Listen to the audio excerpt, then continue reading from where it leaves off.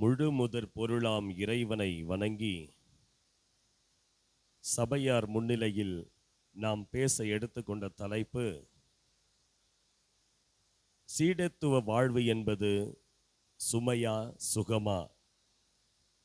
மனிதன் இந்த உலகத்தில் ஆண்டவர் உருவாக்கின நாள் முதல் இன்று வரை உறவுகள் இல்லாமல் அவனால் தனித்து வாழ முடியாது என்பதை உணர்ந்துதான் குடும்பம் என்கிற ஒரு மாபெரும் குட்டி திருச்சபையை இறைவன் உருவாக்கினார். அந்த குட்டி திருச்சபையின் வழியாக எண்ணற்றவர்கள் தீர்க்கதரிசிகளாயும் ஆண்டவர் இயேசுவின் உயிர்த்தெழுந்த வல்லமையால் ஆட்கொள்ளப்பட்ட சீடர்களாயும் அவருடைய உண்மையான அன்பையும் பிரசன்னத்தையும் உணர்ந்தவர்கள் இன்று வரை வேத சாட்சிகளின் இரத்தம் விசுவாசத்தின் வித்து என்கிற வகையில் இந்த உலகம் முழுவதிலும் பரவி இருப்பதை நாம் காண முடிகிறது. உறவுகள் தன்னோடு தனக்குத்தானே வைத்திருக்கிற உறவு, சுய உறவு, பிறரோடு உள்ள உறவு, உலகத்தோடு உள்ள உறவு, கடவுளும் நமக்குமான உறவு, கடவுளுக்கும் நமக்குமான உறவு என்று பல உறவுகள் இருக்கிறது.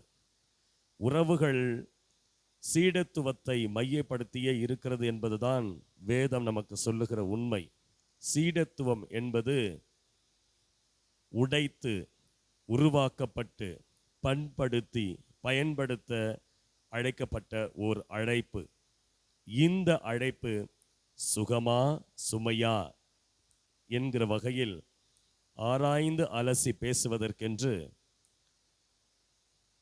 இங்கே சுமை என்கிற அணிக்கு தலைவராக பேச்சாளரும் பாடகருமான எனது நண்பர் சாலமோன் ஞானமூர்த்தி அவர்கள் அணித்தலைவராக பொறுப்பேற்றிருக்கிறார். அவர்களை வருக வருக என வரவேற்கிறேன். அவரோடு சுகமே என்கிற அணிக்கு தலைவராக வேத ஆராய்ச்சியாளர், தமிழ் பண்டிதர், மொழி பற்றாளர் நண்பர் ஜான் வெஸ்லி அவர்களை அணித்தலைவராக வரவேற்கிறேன். சுமையே என்கிற அணிக்கு வலு சேர்க்க சகோதரர் ஜோசப் ஏழுமலை அவர்களையும் சிவராஜ் ஆசிரியர் அவர்களையும் வருக வருக என வரவேற்கிறேன். இங்கே சுகமே என்கிற அணிக்கு மணிகண்டன் என்கிற இளம் இரத்த துடிப்பான பேச்சாளர் மற்றும் நான் பெற்ற அனுபவத்திலிருந்து பின்வாங்க போவதில்லை என்று சொல்லி தன் வாழ்க்கையை அதற்கு ஒரு சாட்சி என்று சொல்லி சுகமை என்று பேச வந்திருக்கிறாள் உங்கள் அனைவரின் நெஞ்சுக்கு நெருக்கமான திருநிறை செல்வி சங்கீதா. சகோதரி சங்கீதா அவர்களை தொடர்ந்து இப்பொழுது இந்த பட்டிமன்றத்தினுடைய தலைப்புக்குள் நாம் செல்கிறோம். மீண்டும் சொல்கிறோம், உறவுகளை வைத்து சீடத்துவம் இருக்கிறது, சீடத்துவத்தை வைத்து இந்த உலகம் இயங்குகிறது என்பதற்கு இவர்கள் எடுத்து வைக்கிற வாதங்களை நாம் கூர்ந்து கவனிப்போம். முதலில் சுமையே என்கிற அணிக்கு தலைவராக இருக்கிற ஞானமூர்த்தி அவர்களை பேச அன்புடன் அழைக்கிறேன். தலைவர்களுக்கு 5 நிமிடம் பேசுவதற்கு நேரம் தரப்படும்.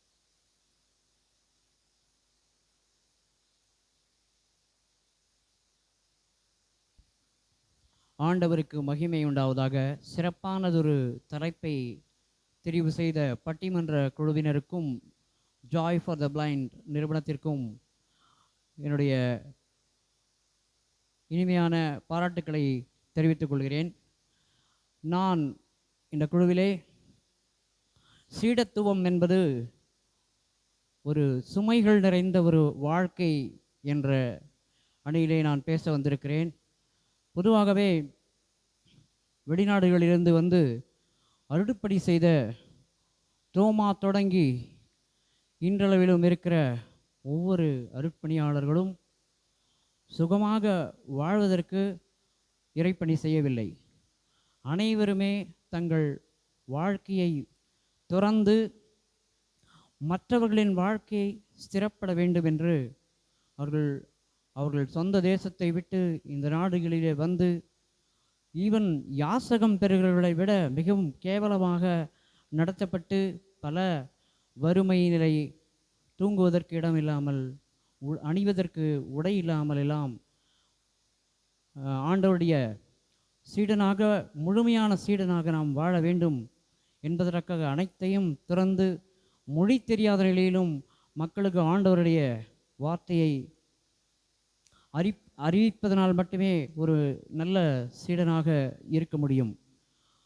பவுலடியாருடைய வார்த்தையிலே இப்படியாக சொல்லியிருக்கிறார்: நல்ல போராட்டத்தை போராடினேன், ஓட்டத்தை முடித்தேன், விசுவாசத்தை காத்து கொண்டேன் என்று தான் நான் சொன்னாரே தவிர சுகமாய் வாழ்ந்தேன், அதனாலே நான் விசுவாசத்தை காத்து கொண்டேன் என்று அவர் எப்போதுமே சொல்லவில்லை. சரியாக சொன்னீர்கள்.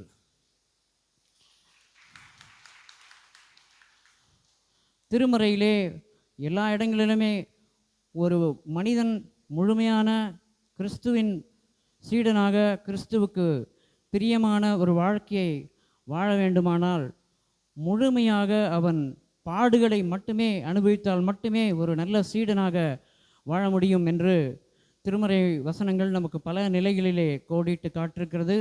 இயேசு கிறிஸ்து பல இடங்களிலே சென்று ஊழியம் செய்யும்போது ஒருவன் அவரிடத்திலே வந்து, நான் உமக்கேற்ற பிரியமான ஒரு வாழ்க்கையை வாழ வேண்டும் என்று சொன்னால் நான் என்ன செய்ய வேண்டும் என்று இயேசு கிறிஸ்துவிடத்திலே அவன் கேட்டபோது இயேசு கிறிஸ்து மிக தெளிவான முறையில் சொன்னார், உனது என்று நீ நினைத்து கொண்டிருக்கிற உன்னுடைய செல்வங்களை விற்று நீ ஏழைகளுக்கு தர்மம் செய்து வாழ்வது தான் ஒரு உண்மையான சீடத்துவ வாழ்க்கை என்று அவன் சொன்னதினாலே, அவனால் அது இயலாமற் போனதினாலே, அவன் சுமைகளை சுமக்க, பாடுகளை அனுபவிக்க அவன் தயாராக ஆயத்தம் இல்லாத நிலையிலே அவன் சென்றதினாலே அது அவனால் அந்த வாழ்க்கையை சிறப்பாக வாழ முடியவில்லை என்று அந்த திருமறை வசனம் நமக்கு உணர்த்துகிறது. நல்ல உதாரணம் தந்தீர்கள் ஐயா. தோமா முதற்கொண்டு, தோமா இயேசு கிறிஸ்துவின் நல்ல ஒரு சீடனாகத்தான் அவர் இருந்தார். இயேசு கிறிஸ்து வாழும்போதும் அவருடைய இருந்தார். இயேசு கிறிஸ்து மறைந்த பிறகும் அவருக்காக நம்முடைய இந்திய தேசத்திற்கு வந்து இயேசு கிறிஸ்துவின் அன்பை அறிவித்து ஒரு நல்ல சீடனாக, ஒரு சிறந்த இயேசு கிறிஸ்துவின் பிரியமான ஒரு சீடனாக வாழ்வதற்கு அவர் பல முயற்சிகளை மேற்கொண்டார்.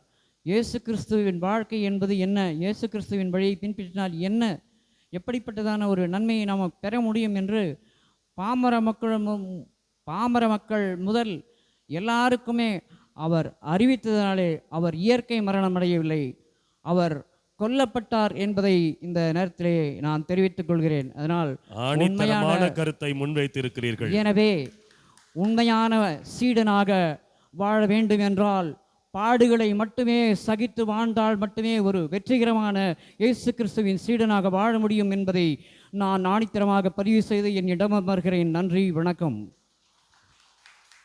மிகவும் தெளிவாய் தன்னுடைய வாதத்தை முழுமையான பலத்தோடு எடுத்து வைத்திருக்கிறார். காரணம், ஒரு ஐஸ்வர்யவான் வந்து கேட்கிறான், ஆண்டவரே, நான் நித்திய ஜீவனை அடைய என்ன செய்ய வேண்டும் என்று கேட்டபொழுது, உன் நிலப்புலன்களை விற்று ஏழைகளுக்கு கொடு என்று சொன்னார். அதை அவன் கேட்டு மனமில்லாமல் போனான். நித்திய ஜீவன் வேணும்னு ஆசைப்பட்டான் பாவி, நில புலன விட்டுடு என்று சொன்னது இயேசு ஆவி. நித்திய ஜீவன் வேணும்னு ஆசைப்பட்டான் பாவி, நில புலன விட்டுடுன்னு சொன்னது இயேசு ஆவி. நிலத்து மேல ஆசை வச்சு நித்திய ஜீவன் இழந்தா, அவ சொத்து மேல ஆசை வச்சு நரகத்திலே விழுந்தான். ஒரு நிமிஷத்திலே முடிந்து போகும் வாழ்க்கைதான், அதுல எத்தனை எத்தனை எத்தனை பெரிய ஆசைதான். உண்மையிலேயே அணித்தலைவர் எதிரணிக்கு சவால் விடுத்திருக்கிறார். பாடுகள் இல்லை என்றால்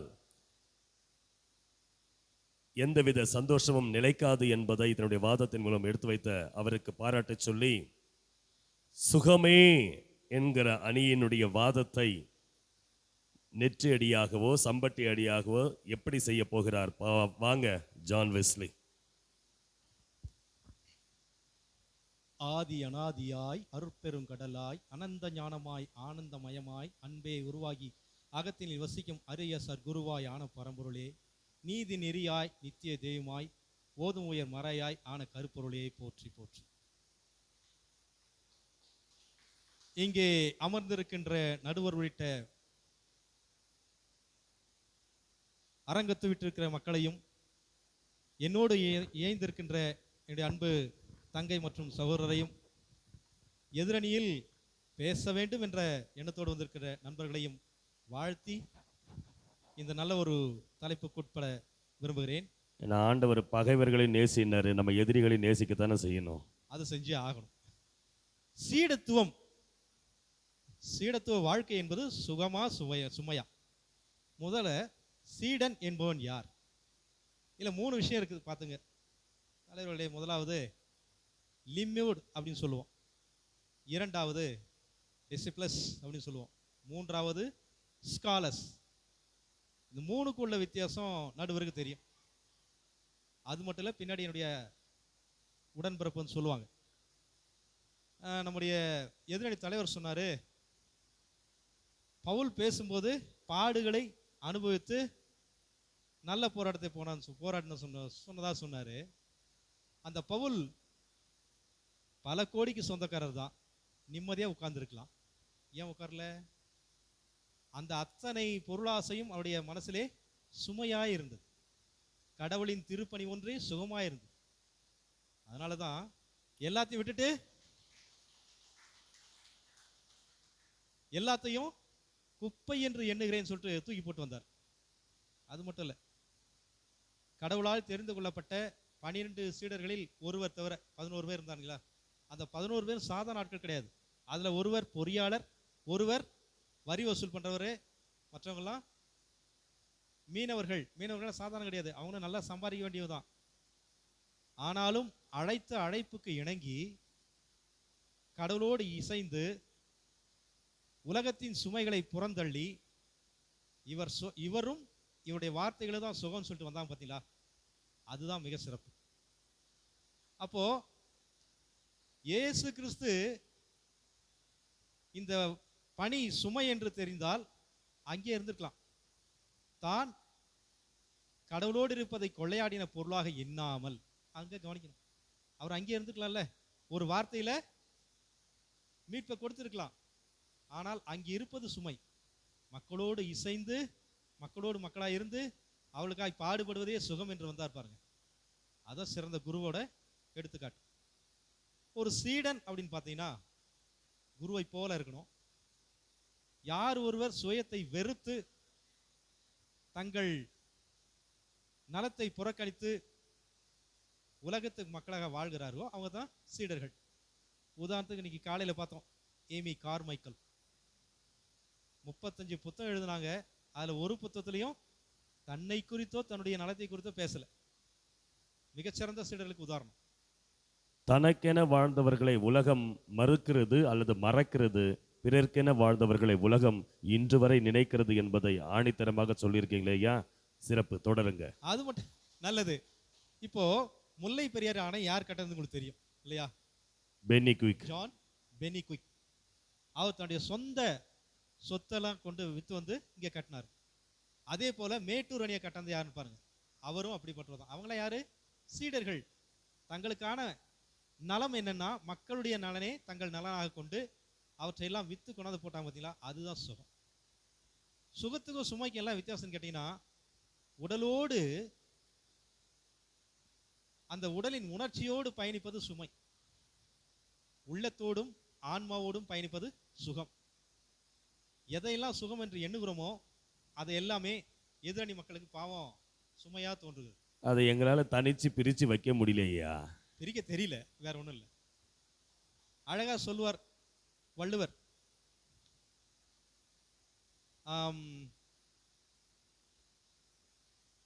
உடுக்கை இழந்தவன் கை போல ஆங்கே இடுக்கன் களைவதாம் நட்பு. அப்ப சீடத்துவத்தின் ஆணிவேர் நட்பில் இருக்கிறது. கடவுள் நம்மேல் கொண்ட நட்பினால்தான் நமக்கு ரட்சிப்பு கொடுத்தார். அந்த ரட்சிப்பை அறிவிக்க சீடர்களை கொடுத்தார்.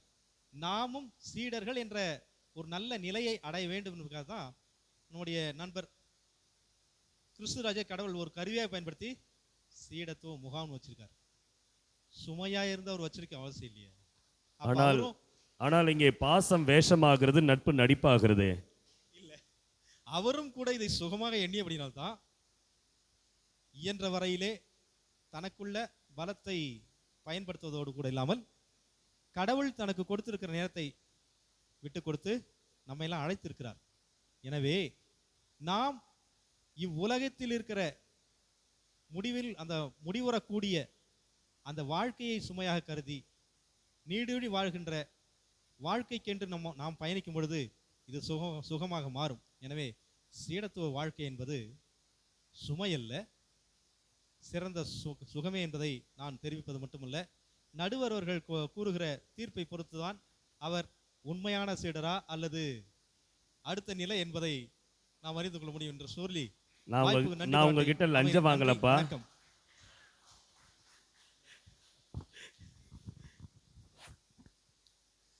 அழகாக தன்னுடைய வாதத்தை எடுத்து வைத்து அதுக்கு ஒரு உதாரணம் வேற இவரே எடுத்து கொடுத்துட்டு போறாரு. கிறிஸ்துராஜ் மாமாவை கூட கூப்பிட்டு அவர் வச்சிருக்கிற ரிங்டோன் என்னது? என்னை சுமப்பதனால் இறைவா உன் சிறகுகள் முறிவதில்லை. அவரே ஆண்டவருக்கு சுமையா இருக்கிறேன்னு ஒத்துக்கிட்டார். இப்போ சுகமா சுமையா அப்படின்னு பார்த்தா, சுகத்திற்கு நிறைய மேற்கோள்களை காட்டி பவுல் உலகம் தருகிற சுகத்தை காட்டிலும் ஆண்டவர் திருப்பாதம் அனைத்தையும் குப்பை என தூக்கி எறிந்துவிட்டு செல்வதை நீங்கள் கோடிட்டு காட்டினீர்கள். எதிரணி இதற்கு என்ன பதிலடி தரப்போகிறது? வாங்க ஜோசப் ஏழுமலை, சுமையே என்பதற்கு உங்கள் வாதத்தை முன்வைக்க அன்புடன் அழைக்கிறேன்.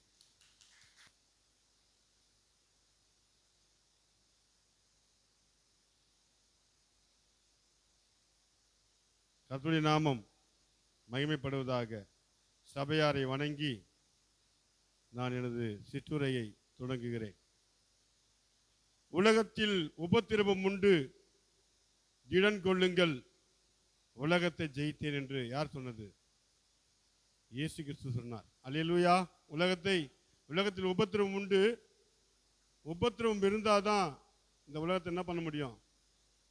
ஜெயிக்க முடியும் அப்படின்னு ஆண்டவர் சொன்னார். உலகத்தில் உபத்திரவம் உண்டு, திடன் கொள்ளுங்கள், உலகத்தை நான் ஜெயித்தேன்னு சொன்னார். அது மாத்திரமல்ல, அவர் சிலுவையை சுமந்தனால்தான் அவர் யாருக்காக சிலுவையை சுமந்தார்? உனக்காகவும் எனக்காகவும் நம்ம சந்தோஷமா இருக்கணுன்றதுக்காக தான் அவர் என்ன பண்ணாரு? சிலுவையை அவர் என்ன பண்ணாரு? சுமந்தார். அப்போ சுமை ஒரு மனிதனுடைய வாழ்க்கையிலேயே அது சுமை இருந்தனால்தான் என்னாச்சு? நீங்கள் சுகமாக இன்னைக்கு சந்தோஷமாக இருக்கிறீங்க. அவர் நமக்கு ஒரு மீட்பை கொடுத்துருக்கிறார். சிலுவையை அவர் சுமந்து நமக்கு அவர் என்ன பண்ணார்? மீட்பை கொடுத்தார். அதனால தான் நம்ம என்ன பண்ணிருக்கோம்? இன்னைக்கு நல்லா ஜாலியாக ஹாயாக உட்காந்துட்டு இன்னைக்கு உட்காந்துட்டு இருக்கிறோம். சத்தியத்தை நம்ம கேட்டுருக்கிறோம். ஆமென். உண்மையை சொல்லுகிறீர்கள் சகோதரரே, தொடருங்கள். அதனால இங்கே ஆண்டவராகிய இயேசு கிறிஸ்து அவருடைய சீஷர்கள் கூட என்ன பண்ணாங்க? மனம் திரும்புங்கள், பரலோக ராஜ்யம் சமீபமாக இருக்கிறது என்ன பண்ணார்? யோவான் சொன்னார். ஆனால் கடைசியில் என்ன பண்ணாங்க? யோவான் என்ன சிறைச்சேதம் பண்ணாங்க. அவரை சிறைச்சேதம் பண்ணதுனால தான் இன்றைக்கி நம்ம என்ன பண்ணுறோம்? ஜலத்தினால ஞானஸ்தானம் பெற்று ஆவியானவரால் ஞானஸ்தானம் பெற்று நம்ம என்ன பண்ணுறோம்? ஆவியானவரை நம்ம என்ன பண்ணுறோம்? தொழுது கொள்கிறோம். அது மாத்திரமல்ல, அப்போஸ்தலர்கள் பயங்கரமான உபத்திரவங்களை என்ன பண்ணாங்க? சந்தித்தார்கள். நீங்கள் சொன்னீங்க சுயத்தை சாகடிச்சாதான் நம்ம சுகமாக வாழ முடியும்னு சொன்னீங்க. அப்போ சுயம்னா என்னது? சுயம்னா என்ன? அது ஒரு சுகம் தானே. அப்போ அந்த சுகத்தை எப்படின்னா, சுமை இருந்தால் தான் நம்ம வாழ்க்கையில் கஷ்டம், அதாவது நம்ம பாடுபட்டு ஆண்டவருக்காக நாம் பாடுபட்டு ஊழியம் செய்தால் தான் என்ன பண்ண முடியும்? நமக்கு நித்திய வாழ்வு நமக்கு கிடைக்கும். பாடுபடாமல் இந்த சேரில் ஹாயாக உட்காந்துக்கிட்டு டைனிங் டேபிளில் வச்சு சாப்பாடு சாப்பிட்டுக்கிட்டு அப்புறம் அப்படி ஜாலியாக இருந்துட்டா நம்ம பரலோக ராஜ்யம் போக முடியுமா? போக முடியாது. பொன்னையும் வெள்ளியையும் புடமிட்டாதான், அது புடமிட்டு அது நகையாக செய்து போட்டாதான் நம்ம கழுத்துல சபாஷ் என்ன பண்ணுது, சபாஷ். அது ஜொலிக்குது. இல்லைன்னா ஜொலிக்குமா? அதனால சுமை இருந்தாதான் நம்ம என்ன பண்ண முடியும், சுகமான வாழ்வு நம்ம என்ன பண்ண முடியும், அனுபவிக்க முடியும். வாழ்க்கையில யாராரோ என்ன பண்றாங்க, யாராருக்காகவும் என்ன பண்றாங்க, வாழ்க்கையை விட்டு கொடுக்குறாங்க. ஆனா நம்ம ஆண்டவருக்காக நம்முடைய வாழ்க்கையை விட்டு கொடுக்குறவங்க யார் தெரியுமா? உபத்திரவப்பட்டு பாடுபட்டு யாரெல்லாம் ஊழியம் பண்ணுறாங்களோ அவங்கள தான், அதாவது அந்த விட்டு கொடுக்குற மனப்பான்மை அவங்களுக்கு தான் வரும். அதனால் சுமை இருந்தால் தான் நம்ம என்ன பண்ண முடியும், சுகத்தை அனுபவிக்க முடியும். அது மாத்திரமல்ல, அப்போஸ்தலர்கள் என்ன பண்ணாங்க, ஒரு பிறவியிலேயே சப்பானியாக பிறந்த ஒருத்தனுக்கு என்ன பண்ணாங்க, விடுதலை, ஆண்டவருடைய நாமத்தினால என்ன பண்ணாங்க, விடுதலை கொடுத்தாங்க. அவன் நாள்தோறும் என்ன பண்ணுவான், அலங்கார வாசல் என்னப்பட்ட வாசலண்டையிலே தேவாலய வாசலண்டை உட்காந்துட்டு பிச்சை கேட்டுட்டு இருப்பான். ஆனால் அவங்க என்ன பண்ணாங்க, நசரேயனாகிய இயேசு கிறிஸ்து நாமத்தினால எழுந்து நடன்னு சொன்னாங்க. அதனால அவங்க என்ன பண்ணாங்க, பயங்கரமாக அடித்து, இனிமேல் என்ன பண்ணாதீங்க, நீங்கள் இயேசு கிறிஸ்து நாமத்தை எடுத்து நீங்கள் சொல்லாதீங்கன்னு சொன்னாங்க. ஆனாலும் அவங்க என்ன பண்ணாங்க, அப்போ கூட என்ன பண்ணாங்க, ஆண்டவருடைய நாமத்தை என்ன பண்ணாங்க, பிரஸ்தாபப்படுத்தினாங்களா இல்லையா? யாக்கோபு என்ன பண்ணாரு, யாக்கோபு என்ன பண்ணாங்க, அவரை பயங்கரமாக அடித்து அவரை கொலை செய்தாங்க. அப்போ கூட அவர் என்ன பண்ணல, ஆண்டவர் வந்து அவர் என்ன பண்ணல, மறுதளிக்கல. அப்போது இந்த சுமையான வாழ்க்கை, இந்த பாடுபடுகிற ஒரு வாழ்க்கை நமக்குள்ளே இருந்தால் தான் நித்திய வாழ்வை நம்ம என்ன பண்ண முடியும், அனுபவிக்க முடியும். அந்த நித்திய வாழ்வு என்கிற பரலோக வாழ்வை நம்ம சுகத்தோடு நம்ம வந்து அனுபவிக்க முடியும். இதை எவ்வளோ நாள் சொல்லிட்டு போகலாம், ஆனால் நேரம் பத்தாது. நம்முடைய ஊழிய வாழ்விலே ஆண்டவருக்காக நம் பணி செய்வதிலே சுமைகள் இருந்தால் தான், சுமைகள் என்கிற உபத்திரவம் இருந்தால் தான் நம்ம ஆண்டவருடைய நித்திய வாழ்வுக்கு நம்ம கடந்து போக முடியும்னு என்னுடைய உரையை நான் முடித்துக் கொள்கிறேன். நன்றி நன்றி தோழரே. உண்மையிலேயே வேப்பம்பூ என்று எடுத்துக்கொண்டால் அதில் கசப்பும் இருக்கும், தேன் துளியும் இருக்கும். விழுந்தால் மண்ணுக்கு உரம், வளர்ந்தால் மரம், உரமானால் வேருக்கு பலம், மரமாயிருந்தால் நிழலாய் பலருக்கு நாம் சுகம் தர முடியும். ஆக முதலில் உரமாகுவோம், சுமைகளை எல்லாம் சுகமாய் வாழ்வதற்கு தாங்கிக் கொள்வோம் என்று சகோதரர் பேசியிருக்கிறார். சுமை இருந்தால்தான், எப்படி மண்ணுக்குள்ள இருக்கிற வரையும் ஒரு வைரத்தோட மதிப்பு தெரியாது, தங்கத்தோட மதிப்பு தெரியாது.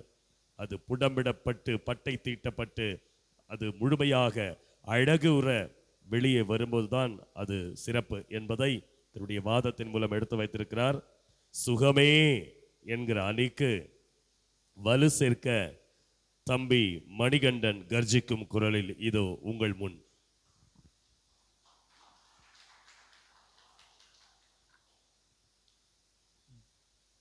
கர்த்தருடைய பரிசுத்த நாமம் மாத்திரம் மகிமைப்படுவதாக. நடுவர் அவர்களுக்கும் இங்கே கூடியிருக்கிற யாவருக்கும் என்னுடைய இயேசு கிறிஸ்து நாமத்தினால வாழ்த்துதலையும் நன்றியும் தெரிவித்துக் கொள்வதில் மிக பெரும் மகிழ்ச்சி. அதாவது இங்கே 2 பேர் பேசுனாங்க, 2 பேருமே ஒரு விஷயத்தை மறந்துட்டாங்க. என்ன அப்படின்னு பார்த்தீங்கன்னா, நான் அவங்க சொல்கிற ஒரு விஷயத்தை ஏற்றுக்கிறேன். சீஷர்களுடைய வாழ்க்கையில் பாடுகள் இருக்கிறது தான், வேதனைகள் இருக்கிறது தான், எல்லாமே இருக்குது தான். ஆனால் அதையும் தாண்டி மகிழ்ச்சியான ஒரு விஷயம் இருக்குது, அதை மறந்துட்டாங்க. என்னன்னு பார்த்தீங்கன்னா, விவசாயி பெரிய கஷ்டப்படக்கூடிய ஒரு விவசாயி தான் இல்லையா? அவன் கஷ்டப்படுறான், அந்த பயிரே வளர்ந்து அறுவடை வரைக்கும் கஷ்டப்படுறான். அறுவடை முடிஞ்சு ஒரு 110 பெருகினது பெருகிறான். 50 மூட்டை விளையிற இடத்துல 60 மூட்டை 70 மூட்டை நெல் விளைஞ்சா சந்தோஷப்படாமையே இருப்பாங்க. அதை மறந்துட்டாங்க. எப்போதான் சுமக்கிறேன் சுமந்து தான் ஆகணுங்க. அவங்களுக்கு மறதி நோய் அதிகமா இருக்குதுங்க ஐயா. ஆண்டவருடைய பாதையில ஓடனா சுமந்து தான் ஆகணும், வேதனையை சகிச்சு தான் ஆகணும். அதை தாண்டி பலன் கிடைக்குது இல்ல, அதை முதல்ல நம்ம சிந்திச்சு பார்க்கணும் இல்லையா? நம்ம பிள்ளைய பெற்றுக்கிறோம், கஷ்டமான விஷயம்தான். பிள்ளைய வளர்க்குறோம், இவ்வளோ கஷ்டப்பட்டு வளர்க்குறோம், கஷ்டமான விஷயம்தான். அதுக்கப்புறம் அந்த பிள்ளைக்கு நல்லது கெட்டது வாங்கி கொடுத்து சந்தோஷப்படுறீங்களா இல்லையா? அந்த குழந்தைக்கு ஒரு உணவு வாங்கி கொடுக்கும்போது அந்த குழந்தை வந்து அப்பா இந்தாப்பா நீயும் சாப்பிடுப்பான்னு பங்கிட்டு கொடுக்கும்போது சந்தோஷமா இருக்குதா இல்லையா? அதை நினைச்சு மறந்துட்டாங்க. அப்போஸ்தலர் பவுல் ஓடிக்கினே தான் இருக்கிறாரு, ஓடிக்கினே இருந்தார். எவ்வளவு உபத்திரமான சூழ்நிலை ஓடிக்கொண்டே இருந்தார். ஆனா அவரு இவ்வளவு பாடுகள் மத்தியும் ஓடிதான் ஆகணுமா, ஓஞ்சி எங்கன்னா உட்காந்துலாம் நினைச்சிருந்தா இன்னைக்கு அவரை பத்தி நம்மளால பேச முடியுமா? எவ்வளவு ஆத்துமாக்கள், எவ்வளவு சபைகள் அவர் வந்து உருவாக்கி இருக்கிறார். எழுதுவதில் இன்னும் நான் திரும்ப திரும்ப கூட எழுதுறேன், திரும்ப திரும்ப கூட சொல்றேன், அறிவுரை நிறைய இடத்துல அட்வைஸ் பண்ணி சொல்றாரு. கஷ்டமான விஷயங்கள் தான், ஆனா அவ்வளோ ஆத்துமா யாதாயம் செய்யும் போது அவருக்கு கிடைக்கக்கூடிய அந்த மகிழ்ச்சி, அந்த சந்தோஷம், சரிங்களா? அதுதான் ஒரு ஆவிக்குரிய தகப்பன், ஒரு ஊழியர், ஒரு சீஷருக்கு கிடைக்கக்கூடிய வெகுமதி. உலகம் முழுவதும் ஆதாயப்படுத்தி கொண்டாலும் தன் ஜீவனை நஷ்டப்படுத்தினா அவனுக்கு லாபம் என்ன? அந்த விஷயத்தை ஆண்டவர் என்ன பண்றாரு, இந்த உலகம் முழுவதும் போய் என் வார்த்தை அறிவிங்கன்னு சொல்றாரு. அவர் வார்த்தையை கடைபிடிச்சு தானே எல்லா சீஷர்களும் போறாங்க. சீஷர்கள்லாம் உங்களுக்கு தெரியும், அருமையான கருத்து. சீஷர்கள்லாம் தெரியும். ஆண்டவர் சிலுவைக்கு போனதுக்கு அப்புறம் போயிட்டு உயிர்த்தெழுந்துக்கு வந்ததுக்கு அப்புறம் என்ன பண்ணிட்டாங்க, திரும்ப எங்க போனாங்க, மீன் பிடிக்க போயிட்டாங்க. மீன் பிடிக்க போயிட்டாங்க, ராத்திரி முழுக்க பிரயாசப்படுறாங்க, மீனே கிடைக்கலையே. திரும்ப வந்து எப்பா அந்த இடத்துல போடுப்பா, ஏங்க ராத்திரி முழுக்க நான் பிரயாசப்படுறேன், மீனே கிடைக்கலைங்க, நீங்க வேற அங்க போடுன்றீங்க. அப்புறம் மீனை திரும்ப வலைய போடணுன்னே மீன் கிடச்சிது. அப்புறம் தான் பார்க்குறாங்க, ஆஹா இயேசு வந்துக்கிறாரு. அதுக்கப்புறம் கேட்குறாரு, என் ஆடுகளை மேய்ப்பியா, என் ஆடுகளை மேய்ப்பியானே பேதுரை பார்த்து கேட்குறாரு. அவர் நினச்சிருந்தா, ஆண்டவரே நீ வந்து இவ்வளோ காலம் வந்த அப்புறமே என்னை தெரிஞ்சுக்கிட்டு இவ்வளோ காலம் வந்த அப்புறம் நானும் ரொம்ப பாடுபட்டு கஷ்டப்பட்டேன், சாவு பழிக்க செத்துருப்பேன், உங்கள் கூடவே நானும் செத்து போயிருப்பேன், என்னாலாம் வாய்ப்பு இல்லை ராசா, நீ வேலையை பாருன்னு சொல்லிட்டு அவர் ஒதுங்கி இருக்கலாம்ல. ஆனால் அவர் என்ன பண்ணாரு, ஆடுகளை மேய்க்கிறேன்னு சொல்லிட்டு போய் சீஷத்தை திரும்ப அறிவிக்கிறார். 1000 லட்சக்கணக்கான பேர் விசுவாசத்தினால தெரிந்து கொண்டப்பட்டார்கள். ஆண்டவர் ஒரு இடத்துல சொல்றாருல்ல, அறுவடைக்கு வயல்நிலங்கள் ஆயத்தமா இருக்கிறது. அந்த அறுவடை செய்வதற்கு தான் சீஷர்கள். சீஷர்கள்னா கஷ்டப்பட்டு தான் ஆகணும், அதை தாண்டி பலன் கிடைக்குது இல்ல. ஆண்டவர் கொடுத்த அந்த பலன் பூமியில ஒரு ஆண்டவரை அறியாதவன் பூமியில ஒருத்தவன் ரட்சிக்கப்பட்டா பரலோகத்தில் எப்படி இருக்குமா, மிகுந்த சந்தோஷமா இருக்குமா. பரலோகத்திலே மிகுந்த சந்தோஷமா இருக்குதுன்னா, நான் ஆண்டவருடைய வார்த்தை சொன்னேன், ஆண்டவருடைய வார்த்தை சொன்னேன், ரட்சிக்கப்பட்டான், இன்னைக்கு வேதம் வாசிக்கிறான், இன்னைக்கு ஜெபம் பண்றான், இன்னைக்கு ஆண்டவருடைய காரியத்தை பகிர்ந்து கொள்கிறானா, எவ்வளவு மகிழ்ச்சியான காரியம். சரியான ஒரு வாதம். மறந்து விட்டார்கள். ஒரே ஒரு எத்தனையோ இடங்களை நம்ம நிறைய இடங்களை சாட்சி கேட்டு இருப்போம். ஒரே ஒரு ஆத்மாவை, எனக்கு தெரிஞ்சு ஒரே ஒரு ஆத்மா ஒரு கிராமத்தில் ரட்சிக்கப்பட்டது. இன்னைக்கு 15 சபை அந்த ஊரை சுற்றி இருக்குது. அப்போ எவ்வளோ ஆத்மாக்கள் அங்கே ரட்சிக்கப்பட்டு இருப்பார்கள். அப்போ அந்த ஊழியக்காருக்கு எவ்வளோ பெரிய மகிழ்ச்சியாக இருக்கும், அந்த ஸ்டேஷனுக்கு எவ்வளோ பெரிய மகிழ்ச்சியாக இருக்கும். கஷ்டம்தான் இல்லைன்னு சொல்லல, பாடுகள் தான், எவ்வளோ பேர் ரத்த சாட்சியாக மறிச்சு இருக்கிறாங்க, இல்லை நான் அதான் தப்புனே சொல்லலை. அதை தாண்டியும் ஆண்டவர் கொடுத்த அந்த வெகுமதி, பாடுகளின் நிமித்தம் என் நிமித்தம் எவன் பாடுபடுகிறான் யாரு, பாக்கியவான் ஆண்டவரே சொல்லி இருக்கிறாரு. அப்புறம் உனக்கு ஏன் கவலை, இன்னைக்கு செத்துட்டீங்கன்னா பரலோகத்துக்கு தானே போகிறோம். அதையும் எல்லாரும் மறந்துட்டு போன கஷ்டம் இருக்குந்தா, ஆனால் அதையும் தாண்டி ஆண்டவருடைய கிருபையும் பிரசனமும் நம்மோடு இருக்கிறது. சரிங்களா? நம்ம இன்னைக்கு வெறுமையா போகல, திரளான ஆத்துமாக்களை கொண்டு பரலோகத்துக்கு போகிறோம். அதனால் அது மகிழ்ச்சியான காரியங்கள். அதனால் நல்ல தீர்ப்பு கொடுப்பாருன்னு நினைக்கிறேன். வாய்ப்புக்கு நன்றி கூறி விடைபெறுகிறேன். நன்றி, வணக்கம். அதன் மூலம் வருகிற நிரந்தர சுகம் என்பது அது நித்தியமானது என்று இதனுடைய வாதத்தை முன்னெடுத்து வைத்திருக்கிறார். அவருக்கு நம்முடைய மனமார்ந்த வாழ்த்துக்களை சொல்லி, சுமையே என்கிற அணிக்கு வலு சேர்க்க வாங்க ஆசிரியர் சிவராஜ். கர்த்தருடைய பிரசன்னத்துக்கு ஸ்தோத்திரம். அவையில் உள்ள அனைவரையும் என்னுடைய சிரம் தாழ்த்தி வணங்கி என்னுடைய உரையை ஆரம்பிக்கிறேன். இங்கே என்ன தலைப்பு பார்த்தீங்கன்னா, சீடத்துவம் என்பது சுகமா சுமையா. அவர் சுகத்தை பற்றி பேசினார், ஆனால் அது கூடவே சுமையை பற்றியும் ஒரு பாயிண்ட் நல்லா எடுத்து கொடுத்துட்டு போயிட்டார். பேசும்போதெல்லாம் ஒவ்வொரு தடையும் பேசும்போது சுமையை பற்றி சொல்லாமல் அவரோட சுகத்தை சொல்ல முடியல. பச்சை புள்ள தெரியாமல் பேசிருச்சுங்க ஐயா. சரி, ரைட்டு. நம்ம இந்த காலத்தை கூட எடுத்துக்குமே, ஒரு சுவிசேஷத்தை சொல்லும் பொழுது சாதாரணமாக சொல்ல முடியுதா? நான் நான் நான் ஆழ்ந்த கருத்துக்குள்ள நான் போல பல இடங்களில் கடவுளுடைய பிள்ளைகளுக்கு சுவிசேஷத்தை சொல்லும்போது இடர்பாடுகள் வந்துக்கிட்டு தான் இருக்குது. எவ்வளோ பேர் அந்தமான் பக்கத்தில் இருக்கிற அந்த தீவுகள்லாம் போயிட்டு சுவிசேஷத்தை சொல்ல போயிட்டு பிணமாக வெளியே வராங்க. உண்மைதானே? கேள்விப்பட்டிருப்பீங்களா? இது வந்து ஒரு சாதாரண காரியமாக ஒரு சுமை தானே. இப்போ கடவுளை கூட என்ன சொல்கிறார் அப்படின்னா, சுமையை சாதாரணமாக சொல்கிறார். ஒருவன் தன்னைத்தானே வெறுத்து சிலுவை சுமந்து கொண்டு எங்கிட்ட வா. சிலுவைன்றது பாரம் இல்லையா? நீ என்கிட்ட வரணுன்னா நீ கஷ்டப்பட கற்றுக்கணும். அந்த சுமை இருக்கும். அந்த பாரத்தை நீ தாங்குறவனா இருந்தால் என் கூட வா. இப்படி கடவுளே சுமை சீடத்துவம் என்பது சுமைகள் இருந்ததுன்னு சொல்லும் பொழுது நீங்கள் எப்படி சுகம்னு சொல்லலாம்? சரி, அடுத்தபடியாக பவுல் எடுத்துக்கூட பவுல் வந்து பார்த்தீங்கன்னா ஏகப்பட்ட உதைகள், வார நாள் அடித்தாங்க, சிறையில் போட்டாங்க இல்லையா? இப்படி இது சாதாரணமாக ஒரு சுவிசேஷத்தை சொல்லலை, லட்சியத்தை சொல்லலை. நீங்கள் என்ன சொல்ல வந்தீங்க? ஒருத்தர் சொன்னார், கோடிக்கணக்கான பணங்கள் இருந்தாலும் கூட பவுல் வந்து கடவுள்கிட்ட சுவிசேஷத்துக்கு வந்தார், இதுதான் சுகன் வந்தார். அப்புறம் என்ன சொல்கிறாரு? இன்னொருத்தர் என்ன சொன்னார்? சுமைகள் பிறகு சுகங்கள் இருக்கும். அப்போ நீங்கள் என்ன சொல்ல வரீங்க? கோடிக்கணக்கான அந்த ரூபாயை காப்பாற்றுறதுக்காக சுவிசேஷம் சொல்ல வந்தாருன்னு சொல்ல வரீங்களா? என்ன சொல்ல வரீங்க? அந்த காலத்தில் லஞ்ச ஒழிப்புத்துறையோ சிபிஐயோ இல்லைங்க. இருந்தால் சொல்லியிருப்பாலாம். ஆக என்ன கருத்து சொல்ல வரன்றதை நீங்கள் அதை பார்த்து சொல்லுங்கள். இது என்னுடைய எதிரணியின் அணியினர் வந்து என்ன கருத்து சொல்ல வரன்னு பார்த்து சொல்லுங்கள். சரி, அதே போல் கடவுள் இன்னும் சுமைகள் தான். சீடத்துவம் என்பது சுமைகள் தான். சுமைகள்ன்றப்போ என்னென்ன இருக்குன்னா, வறுமை இருக்கும், பயங்கள் இருக்கும், பிறரால் ஏகப்பட்ட ஏளனங்கள் இருக்கும்.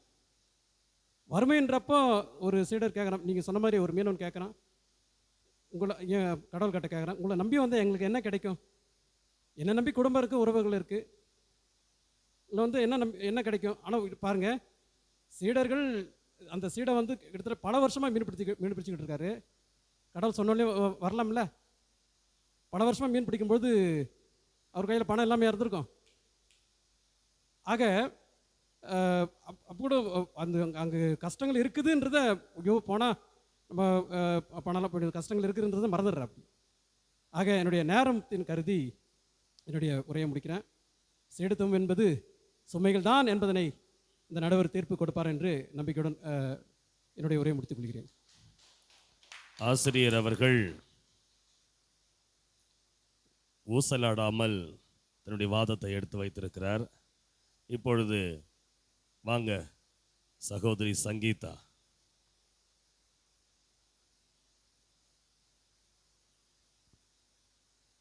மகிமைப்படுவதாக. இங்க கூடியிருக்கிற நடுவர் அவருக்கும் இங்கு அமர்ந்திருக்கிற சபையர் அனைவருக்கும் என் இரவு வணக்கத்தை தெரிவித்துக் கொள்கிறேன். என்னது சுமை சுமைன்னு சொல்லிட்டு இருக்கீங்களா என் நடுவர் ஐயா? என்னங்க சுமை சுமைன்னு சொல்லிக்கிட்டு இருக்காரு? ஏங்க சுகத்தை தாண்டி தான் சுமை சுமைன்னு சொல்லுவாங்க. அது எப்படியா? மக்கள் படைச்சது கடவுள் தான். அப்போ மக்கள் எல்லாம் அவருக்கு சுமையாவையா இருக்கிறாங்க? அவர் தானே இந்த உலகத்தை படைச்சது. அதுக்கு தான் இருக்குது அது தேர்ந்தெடுத்தல், கற்றுக் கொடுத்தல், நடைமுறைப்படுத்துதல்னு சொல்லி. அப்போ கூட பேதுரு வந்து மீன் பிடிப்பதுன்னு சொல்கிறீங்களே ஐயா, மீன் பிடிக்கிறது ஒன்றும் அவர் ஒன்றும் மீன் பிடிக்கிறத விட்டுட்டு தான் வாங்க நம்ம மனுஷனை பிடிப்புன்னு சொல்றாரு. அது ஒரு சுகமானதுன்னு ஐயா. சரியானது. மாணவர்கள் கூட தான் எல்லாத்தையும் கத்துக்கிறாங்க ஐயா. ஆனா ஆசிரியர்கள் மாணவர்களை சுமையா நினைக்கலையே, சுகமா தானே நினைக்கிறாங்க. வாத்தியார வேணுமா இந்த அடி? இதெல்லாம் வந்து சுமை நினைச்சா சுகமா இருக்கிறவங்க தான் சுமைன்னு நினைக்க முடியாது. சுமையா இருக்கிறவங்க சுகமா இருக்கணும் எப்படிங்க ஏன் இப்படி சொல்றீங்க? அப்புறம் அவர் படைச்சது எல்லாமே சுகமாக வாழறதுக்கு தான் மக்களை படைச்சாரு. என்னை நோக்கி கூப்பிடுங்க நான் ஆறுதல் தரேன்னு சொன்னாரு. அவர் அப்ப நம்ம நோக்கி கூப்பிடாமே இருக்கலாமே. இப்ப சுமையா சுமந்துட்டு உட்காந்துட்டு இருக்குங்களா இங்கேயே உட்காந்துக்கிட்டு? ஏமா வசனம் இப்படி சொல்லுது, ஏமா சுமை சுமந்து சோர்ந்து இருப்போரே என்கிட்ட வாங்க தானே சொல்றாரு. சுகமா வாழறவங்களை கூப்பிடலையா? வசனம் யாரோ எழுதி வச்சுட்டு போனாருங்க ஐயா, அதுக்கு நாங்க பொறுப்பல்ல. வசனத்தை மட்டும் நீங்க சொல்லிட்டு இருக்காதீங்க ஐயா. சுமை சுமந்து சோர்ந்திருப்போம். அப்ப சுகமானது வந்து எதுவுமே இல்லையா? அப்பயும் அவர் சொன்னாரு என்னை நோக்கி கூப்பிடுங்க சொல்லாம இருந்திருக்கலாம். வருத்தப்பட்டு பாரம் சுமர் என்னிடத்தில் நாங்கள் வாருங்கள் நான் உங்களுக்கு இளைப்பாறுதல் அளிக்கிறேன்னு சொன்னாரு. அது எப்படிங்க ஐயா? அதைத்தாம்மா நானும் கேட்டேன். எப்ப கேட்டீங்க ஐயா? அதுதான் அதே மாதிரி தாங்க ஐயா. அதாவது கற்றுக் கொடுத்தாலும் நம்ம வந்து உடனே எல்லாம் நம்ம எல்லாத்தையும் கத்துக்க முடியாது. தேவன் நம்ம கூட இருந்து எல்லாம் அவருடைய அறிவுரைகள் எடுத்து தான் ஐயா கத்துக்க முடியும். சும்மாலாம் ஒன்று கற்றுனேன். எல்லாரும் பவுல சொல்லிட்டு இருக்காங்க. டேனியல் தரியராஜா இல்லையா? டேனியல் சாத்மேன் ஒரு 3 ஃப்ரெண்ட்ஸ் இல்லையா? இல்லை தாவீதன் ஜோனத்தன் இல்லையா? இல்லை காலேப் யோசுவா இல்லையா ஐயா? எல்லாரும் நட்பு இருக்குதுங்க ஐயா. நட்பு இல்லாமலாம் கிடையவே கிடையாது. சும்மா இவன் நட்பை பற்றி சீடத்தோன்னா சுமையானது மட்டும்தான் எல்லாரும் அப்படியே வாயில வயிற்றுல அழிச்சுக்கிறாங்களா ஐயா? அப்படிலாம் கிடையாதுங்க. சுகத்தை தாண்டியும் சுமையும் வரலாம். நீங்க வழங்கும் போது தீர்ப்பு சரியான முறையில் வழங்கணும் ஐயா. எப்ப பார்த்தாலும் பவுல் சொல்லிக்கிறாங்க. அவங்க சுகமா இருந்துதான் ஐயா சுமைக்கு வந்தாங்க. செல்வத்தில் செல்வம் செவிச்செல்வம் செல்வத்தில் எல்லாம் தலைன்னு எதுக்குங்க ஐயா சொல்லியிருக்காரு வள்ளுவர்? இதுக்குதாங்க ஐயா சொல்லியிருக்காரு. அதனால வந்து எல்லாரும் பவுலை பிடிச்சிக்கிறாங்க. நல்லதொரு போராட்டம் கவிஞர் கூட ஐயா சொல்லிக்கிறாங்க நல்லதொரு போராட்டம்னு.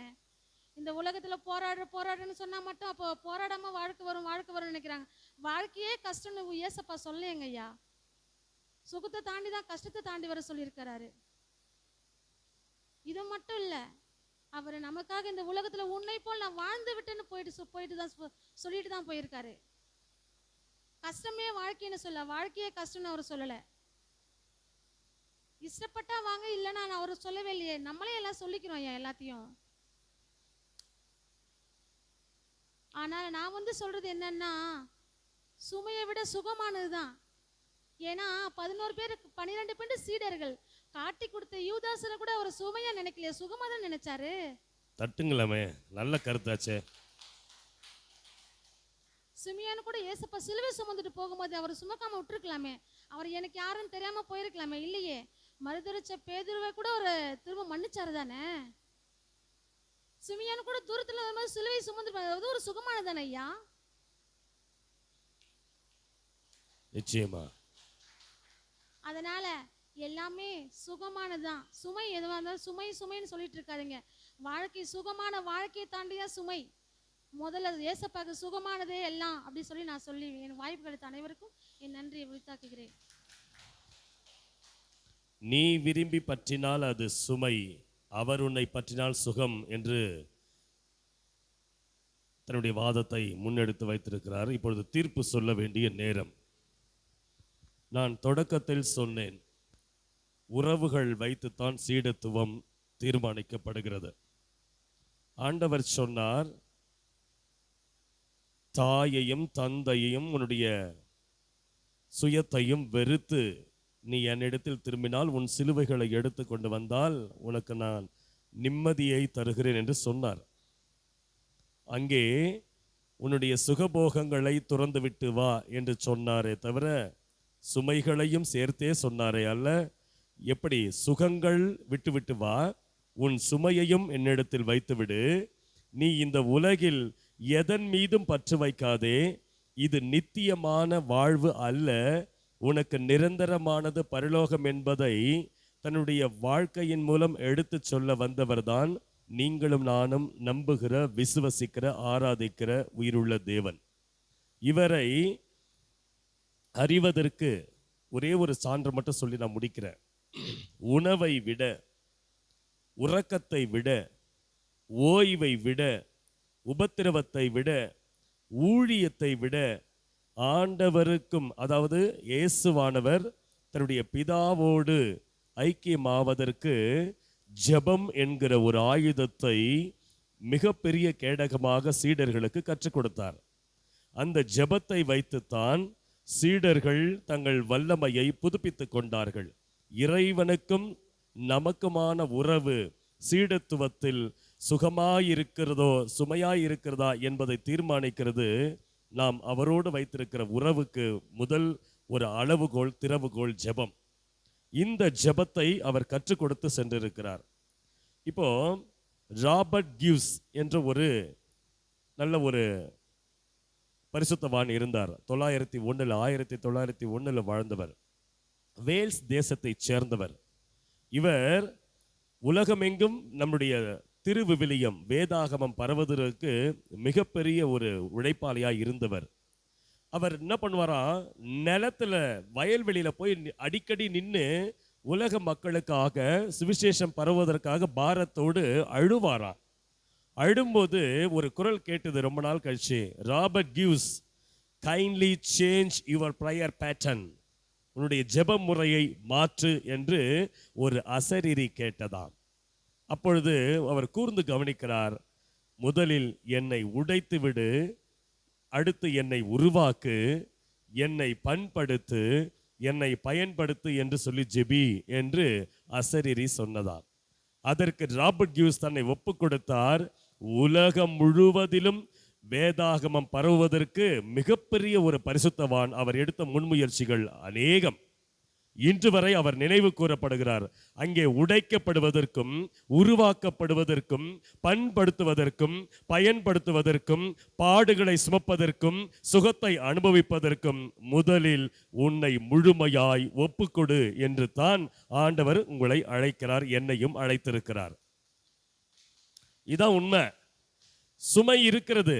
என்ன சுமைகள்? உலகம் நமக்கு பெரிய சுமை எது தெரியுமா? பயம். அதனால தான் என்னவோ வேதாகமத்தில் 365 முறைக்கு மேல் இடம்பெற்ற ஒரே சொல் பயம். தீர்க்க தரிசனம் உரைக்கிற ஒரு வரம் என்பது அது நல்ல வரம். தரிசனம் என்பது 66 புத்தகங்களில் 97 முறை சொல்லப்பட்டிருக்கிறது. 97 முறை தரிசனம் என்கிற வார்த்தை அங்கே இடம்பெற்றிருக்கிறது. பயம், ஃபியர், இங்கிலீஷ்ல சொன்னா அதுக்கு என்னது? Fear, FEAR. ஒரே ஒரு விஷயம்தான், forgetting everything and run. எல்லாவற்றையும் மறந்துவிட்டு அந்த இடத்தை விட்டு விலகு, அல்லது forgetting everything and rise, RISE, rise. அப்படின்னா என்ன சொல்றாங்க? எல்லாவற்றையும் எதிர்த்து சிலிர்த்து எழுந்து நில், அப்பொழுது காலம் உன்னை நினைவு கூறும் என்பது அதன் பொருள். அப்படிப்பட்ட பயத்தை வென்ற, பகையை வென்ற, உலக சிநேகிதத்தை வென்ற, நட்பையும் பாசத்தையும் தோற்கடிக்கிற ஒரே ஒரு வாழ்க்கை முறை எதுன்னு கேட்டா ஆண்டவருக்கு சீடராயிருப்பதை தான். இதுல சீடரா இருக்கும்போது நம்ம சொன்னாங்க, யூதாஸ் இஸ்காரியோத்தை நிதி அமைச்சரா வச்சாரு. தன்னை காட்டி கொடுக்க போறவன்னு தெரியும், ஆனாலும் அவரை வச்சாரு. அதனால் அவன் தன்னுடைய அழிவை தேடினான். ஆண்டவர் என்ன பண்றாரு? சிலுவை பாரத்துல தொங்கிக்கிட்டு இருக்கும் போது கூட, தந்தையே இவர்கள் செய்வது என்னதென்று அறியாமல் செய்கிறார்கள், இவர்களை மன்னியும் என்று. அப்படிப்பட்ட சுமையிலும் சுகம் கொடுக்கிற தேவனை, சுகத்திலும் சுமையை பனி போல மாற்றுகிற தேவனை நாம் ஆராதிக்கிற நீங்களும் நானும் அவரை முன்னிறுத்தி இதில் தீர்ப்பு சொல்வதற்கு ஒன்றுமில்லை, அதற்கு தகுதியற்றவர்கள் நாங்கள். எனவேதான் இப்பொழுது சொல்றேன், உங்களுடைய சத்தியத்தை அரைக்கட்சியாகவும் நீதியை மார்பு கவசமாகவும் ஆயத்தம் என்னும் பாதரட்சையை, சுவிசேஷத்தின் பாதரட்சையை, ஆயத்தம் என்னும் பாதரட்சையையும் நீதியையும் பாதரட்சையும் ஆண்டவருடைய வேதத்தை, வார்த்தைகளை பட்டயமாகவும் வேத வசனத்தை பட்டயமாகவும் பிடித்து கொண்டு என்னைக்கு நீ நடக்க துணிஞ்சிட்டியோ, உனக்கு என்ன சுமைகள் வந்தாலும், என்ன பாடுகள் வந்தாலும், என்ன உபத்திரவங்கள் வந்தாலும், இயேசு எப்படி எல்லாவற்றையும் கடந்து மறுரூபம் நமக்கு உண்டு மகனே மகளே என்று உத்தரவாதம் கொடுத்தாரோ அதை நீ உண்மை என்று உணர்ந்து விட்டால் இந்த சுமைகள் அத்தனையும் சுகமான சுமையே அன்றி அது வேறொன்றும் இல்லை. இப்படி சொல்லி நிறைவு செய்கிறேன். உறவுகள் உன்னை உதாசீனப்படுத்தலாம், பெற்றோர் உன்னை மறந்துவிடலாம், உடன்பிறப்புகள் உன்னை உதறி தள்ளிவிடலாம், அன்பு செய்வேன் என்று சொல்பவர்கள் அலட்சியமாக உன்னை புறம் தள்ளிவிட்டு போகலாம். உங்களையும் என்னையும் தேடி வந்து மற்ற தெய்வங்கள் ரத்தம் சிந்த சொல்லும். இந்த தெய்வம் நமக்காக ரத்தம் சிந்திய தெய்வம். இதை நாம் அவருடைய பாதத்திலே சீடத்துவ வாழ்க்கையை தேர்ந்தெடுப்பது என்பது சுகமான சுமையே என்று சொல்லி, இதில் ஏதேனும் தீர்ப்பில் குறைபாடு இருந்தால் சர்வதேச நீதிமன்றம் பரலோகத்தில் இருக்கிறது, அவரிடம் சென்று முறையிடுங்கள் என்று சொல்லி வாய்ப்புக்கு நன்றி கூறி விடைபெறுகிறேன். நன்றி.